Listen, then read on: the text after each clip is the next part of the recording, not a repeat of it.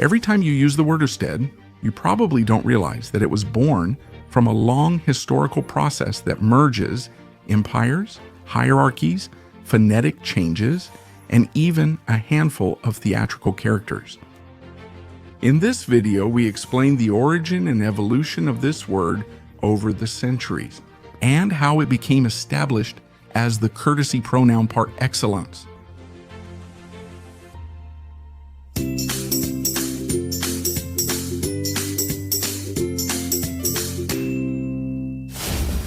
In contemporary grammar, usted is classified as a tonic second-person pronoun referring to the interlocutor, but paradoxically, it requires third-person verb agreement. Use usted sabe, not usted sabes or usted sabes. As indicated by the Royal Spanish Academy, this apparent anomaly is the living trace of the very genealogy of this word. To understand its current use, we have to go back once again several centuries in history. In classical Latin, speakers had only two second-person pronouns, tu for singular and vos for plural. Nothing in its grammar suggested a difference in terms of formality. The difference was purely numerical.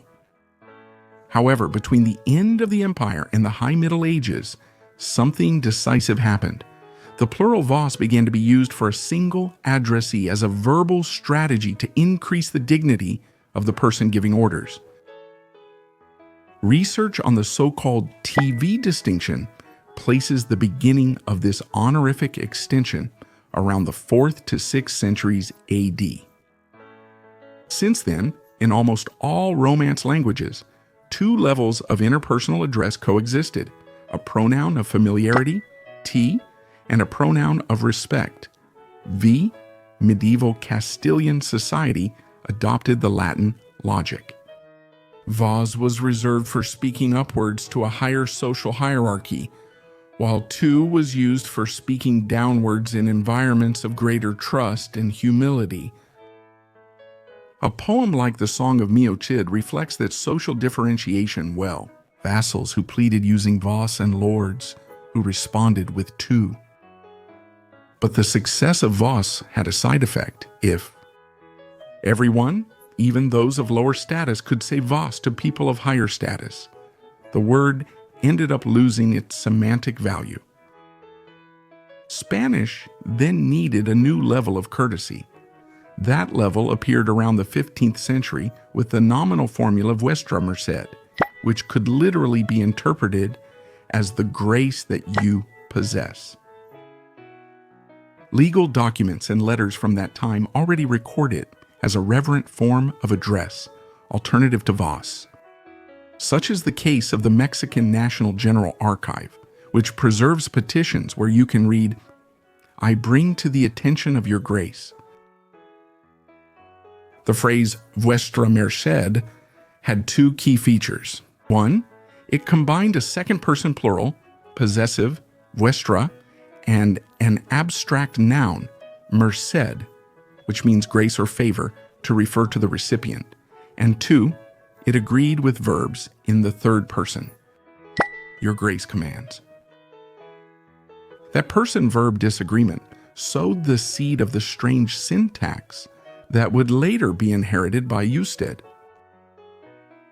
In the 16th and 17th centuries, dialectal pronunciation sped up the erosion of vuestra merced.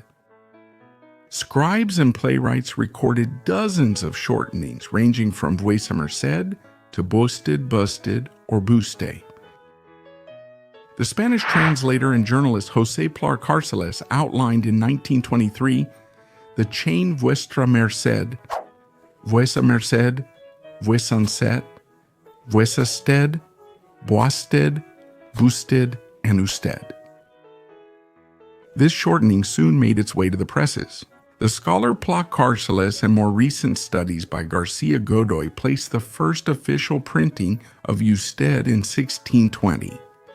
In the interlude, The Examiner Miser Palomo by Antonio Hurtado de Mendoza.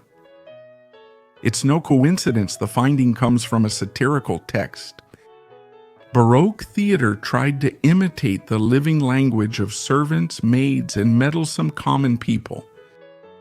Precisely those characters were the bearers of the emerging pronoun, giving it a touch of vulgarity in its beginnings. Over time, however, the form gained ground in real society and jumped from the stage to administrative writing. Before continuing, don't forget to subscribe to this channel and activate the bell to be notified when there's a new video. As you became more stable, grammar integrated your peculiarity.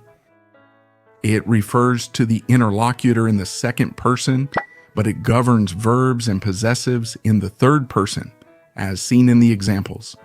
You arrived, you left your house, etc. Linguists like Daniel Sayers Rivera describe the process as a double stretch.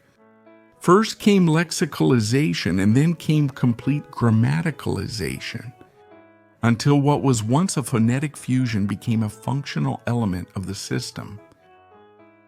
As a final result, that functional discordance represented by the word, you are today a universal symbol of respect in the Hispanic world. When it became a full pronoun, usted needed a plural. It was enough to follow the basic rules of the language and add "e's" to get ustedes. The result brought profound consequences. In the peninsula, the pair vosotros, ustedes was kept to denote familiarity versus respect, but in America, ustedes completely replaced vosotros. Some Andalusian and Canary regions replicated the pattern. You all kept the second person, plural morphology, while using the new pronoun, a curious hybrid form that still survives. The psychologist Roger Brown and Albert Gilman proposed in 1960 that the choice between forms of address depends on two axes, power and solidarity. Does that model explain why usted survives today? It is still the marker of distance when there is social asymmetry, such as in client-waiter or student-teacher relationships, or when the relationship requires strategic politeness. But the wave of egalitarianism promoted by today's digital media is increasingly eroding the reverential uses for which it was conceived, the formal you. Studies on social networks show a decline in the use of the formal you in informal contexts. The contemporary mosaic of the use of the formal you is complex. In cities like Bogota, Colombia, tu, and the formal you are alternated depending on age and social closeness. And there are even regions in this same country where the pronoun usted is used almost exclusively. This form of address is often used with family, spouses, and friends in both formal and informal situations. In the Ecuadorian Andean highlands, vos is combined with usted, as in the phrase vos sirvase, por favor. In Central America, the intimate or affectionate usted coexists with a youthful vos. The variation shows that the pronoun, instead of becoming fixed, adjusts its nuances of respect, neutrality, or trust to each community. To summarize the whole process, reviewing the biography of usted is to observe how a language can invent solutions for changing social needs. From the Roman majestic plural, feudal stratification, imperial bureaucracy, the street conversations of the Golden Age, and Enlightenment standardization, to today's egalitarian social networks. Each stage left a phonetic or syntactic sediment, which ended up concentrated in a two-syllable word. That's why when we say usted, we unknowingly summon a Roman emperor, a Toledo scribe, a chorale comedian, and a school teacher. And you? Which second-person singular form do you use most when communicating with your friends or family? Do you think the use of usted is destined to disappear with the spread of social media content? Leave your opinion in the comment box. And that's all for today. If you like this video, don't forget to give it a like and subscribe to this channel. I invite you to also turn on the notification bell so you'll know when there's a new video. See you soon.